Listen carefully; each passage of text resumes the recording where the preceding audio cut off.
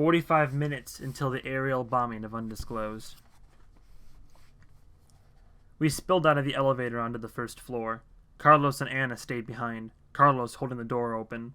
I said, I don't want this to come off as a lack of confidence on my part, but you might consider trying to get out of town. Just, on the tiny chance that the three of us are unable to thwart the plans of the most powerful fighting force on the planet. Carlos shook his head. Got people I can't leave behind. We're all counting on you now, including little Anna here. God damn it. We turned and headed for the front door. I noticed that Molly stayed behind with Anna. I wondered if she hadn't chosen the better team. In the lobby, John said, Stop. To Amy, he said, We need you to open the box for us. I said, Oh, no. Oh, no. We got no choice, Dave. Absolutely not, John. I thought we were toting this around just to make sure the bad guys didn't get it. It would be irresponsible to... To what? Risk damaging something? Dave, they're gonna blow all this to hell. If there's ever a time to use... it, this is the time. I reluctantly set the green mystery box on the floor. Outside, thunder rumbled. To John, I said, I can't see the latch. Can you? Yeah, I can now. I said before there was no visible latch or lock on the box. That was true, but there was an invisible one. I stared at the front of the box and focused. If I stared hard enough, a simple lever swam into view. It had been a long time since I'd taken soy sauce. I assumed John could see it clearly. You may have heard about amputees feeling a phantom limb beyond their stump. The nervous system sending back false reports that gives the illusion that the appendage is still there. Well, if John looked at Amy's missing hand, he would see a literal phantom limb, a translucent hand. If she closed her eyes and concentrated on opening and closing the hand and flexing the fingers, John, and anyone else under the influence of soy sauce, would see the fingers flex. Even though Amy herself would probably not. Amy's abilities came and went. She had never taken the sauce, but I think she caught some effects from me due to, transfer of bodily fluids. She squinted and said, I can see the latch, but just barely. It's just a shimmer, like the Predator. Amy had done the trick with the box lever once before. She leaned over and, to an outside observer, held the stump of her left wrist a few inches from the box. To John's eyes, her phantom hand grasped the hidden lever and pulled. A click. The lids rose slowly, on its own. Inside the box was what looked like a gray lump of fur the size of a football.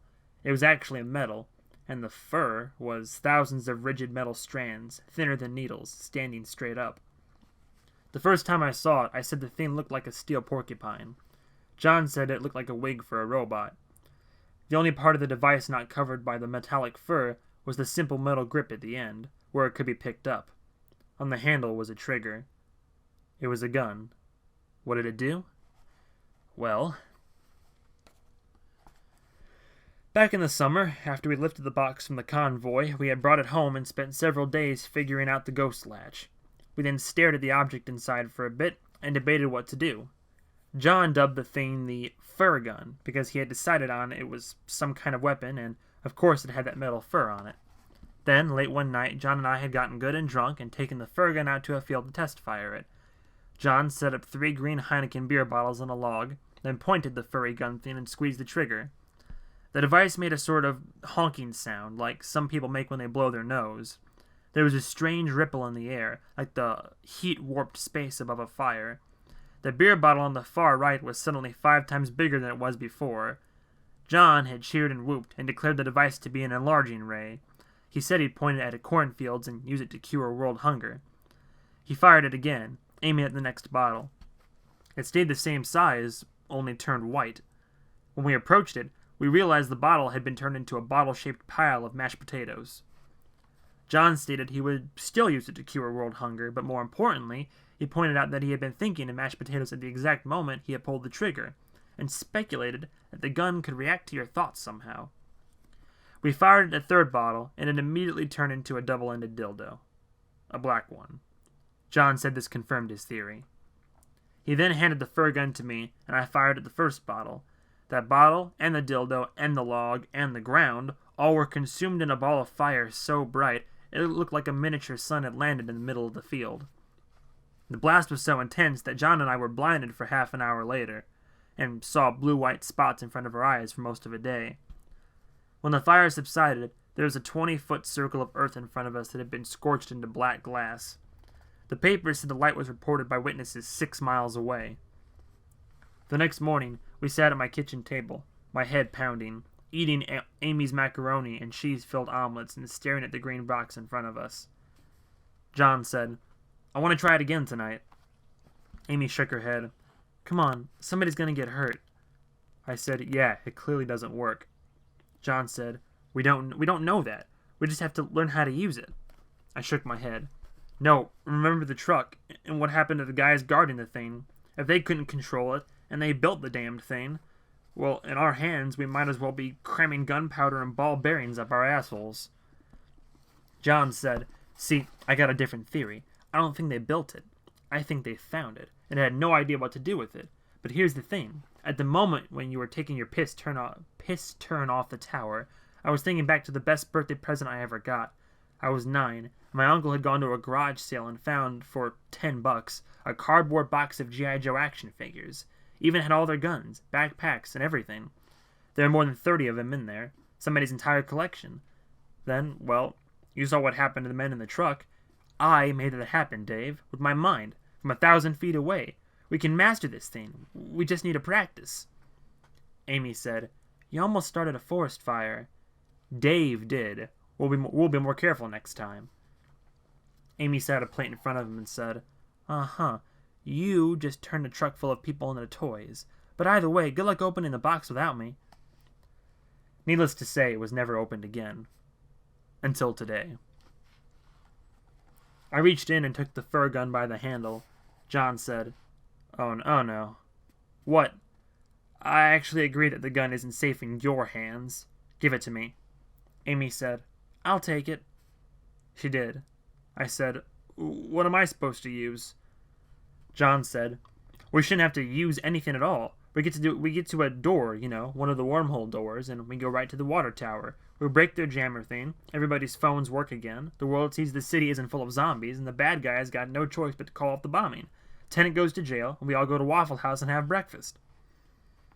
I nodded at the fur gun and said to Amy, "We run into anybody, point and imagine something non-lethal. Just imagine you're Dumbledore, casting that spell that knocks people's weapons out of their hand, but doesn't hurt them." She sighed and said, "You think I'm 5. John said, "All right, I'm thinking we can't use BBs because there's probably a huge mob there by now, and I'd prefer not to have a shotgun 24 rednecks today. What's the next closest door?" "No, think, John. We went through a door and came out here, right where we needed to be. You made that happen. Because of the soy sauce, you have control. You can control the doors the way they do. We'll go back to the door we came in, and one out on the lawn. You're going to concentrate, and I know you can do this. You're going to concentrate on the water tower porta potty, and it's going to take us right there. Right?" Thunder rumbled outside. The wind picked up, and the arthritic old building creaked under the strain. John nodded and said, "Right. This is going to work." We ran to the front door. We dragged away the cabinet we used as a barricade. I took a deep breath, opened the front door, and was immediately staring down a dozen gun barrels. Armed townspeople were swarming the scene. Amy said, "Don't shoot!" I put my hands in the air and, to the firing squad in front of me, said, "I know you're all worked up, but listen to me. The feds aren't going to bomb the hospital. They're going to bomb the whole town. That means as of right now, we are all in the same boat. As far as the rest of the world is concerned, all of us are infected." The guy nearest to me, a big black guy who was built like a linebacker, screamed, "Drop your weapons and lay flat on the ground. This is the only warning you get." Then I noticed the earmuffs everyone was wearing. I took a deep breath and screamed, "They are going to bomb the town in an hour!" I tried to pantomime a plane dropping a huge bomb, but I think the motions conveyed that I was warning about a bird shitting on his head. No response. To John and Amy I muttered, "I'm thinking we need to go back inside." Under his breath, John said, 1, 2, 3. We spun and ran back through the big wooden doors. And I ran gut first into a rusting Ford sedan. Amy slammed into my back. I looked around and realized that we were not, in fact, inside the main hall of the asylum. Rows of broken cars grew in a field of yellow weeds all around us. John cheered. Ha! It worked! Screw those guys. Amy said, "This is not the water tower." It was, in fact, the junkyard south of town. John and I spun around at the same time and saw the blue porta-potty standing in the weeds behind us. "Damn it," said John. "They moved the shitter. What is this, the junkyard? We're way the hell on the other side of town." The first sprinkles of rain were coming down. I took a calming breath and said, "It's okay. You're going to concentrate, and we're going to go back into the porta-potty, and you're going to send us to the water tower. There has to be a door there that we can come out of up there. You're going to send us to that door. Any door in the vicinity. You are not going to send us back to the asylum, right?" Something changed with the light, like a shadow was passing overhead. I looked up and, for the second time that day, saw that a car was flying toward me through the air. We ran screaming in 3 directions as a rusting sedan flattened the porta-potty with a thunder of rending metal. I stumbled, fell, and got a face full of dried weeds. I scrambled to my feet and screamed for Amy, found her crouching behind a hatchback. John screamed, "There! There!" And we turned to see a shrunken, dried-up old man who looked about 90. He was maybe 25 yards away, standing near a 20-foot-tall, faded fiberglass statue of a smiling man holding a slice of pizza. The old guy looked completely normal, other than the fact that he had a third huge arm growing from his groin, and had massive leathery wings. The old man bent over and with his dick arm wrestled an old engine block out of the dirt. He shrieked and threw the engine at us underhand like a softball. The 400-pound hunk of metal turned in the air, little sprays of rainwater flying out of its cylinders. We dodged again, moments before the engine crushed the roof of the hatchback in a cloud of glass bits. John's shotgun thundered next to me. It had absolutely no effect on the old man. I don't know if he missed or if the old guy was immune to bullets. John broke open the gun and fumbled with 3 more shells. 2 of them fell into the weeds. "Amy, shoot him!" Amy turned, raised the fur gun, closed her eyes, and fired. The alien gun made that low foghorn honking sound. The air rippled. The old man recoiled, his hands flying to his face. When his hands came away, I observed that he now had a thick white wizard beard. John screamed, "God damn it, Amy! You've got it set on beard!" The man advanced. Amy fired again. The man's beard grew twice as long. I yelled, "Amy, you can go lethal on this one." "I'm trying." The old man was running now, terrifyingly fast, arms pumping, running right at us. We ran away. Amy tried to turn and fire the fur gun. The shot went wild, and suddenly the fiberglass pizza man had a huge beard. I screamed, "Give it to me!" Amy tossed me the fur gun. Before I could turn on the old man, I was sent sprawling with a blow to my back that knocked the air out of my lungs. I hit the weeds, gasping. I rolled over to see the old man ready to swing a car bumper at me a second time.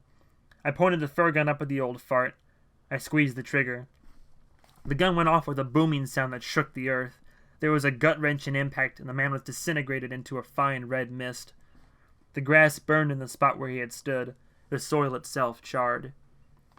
John walked up and said, "Jesus, Dave, why don't you, give that back to Amy?" Amy said, "The toilet! That car flattened the toilet!" "We don't need it." I looked at John. John just needs to concentrate. "Hey, it worked last time. They just moved the..." I know. You're doing great. Now just find something we can go through. The doors aren't random, not for you. You have the power to control them. John jogged down the row of cars, rain plinking off of metal trunk lids. He arrived at a windowless van, took a moment to concentrate, then pulled open the doors. John said, "I think I can see it. I can actually see where it goes." "Okay, great. Where?" "I can't tell, but there's an army truck parked there." "Perfect. Go." We climbed through, and tumbled out of the back of a different van in the rear parking lot of some restaurant or other. It was certainly not the water tower.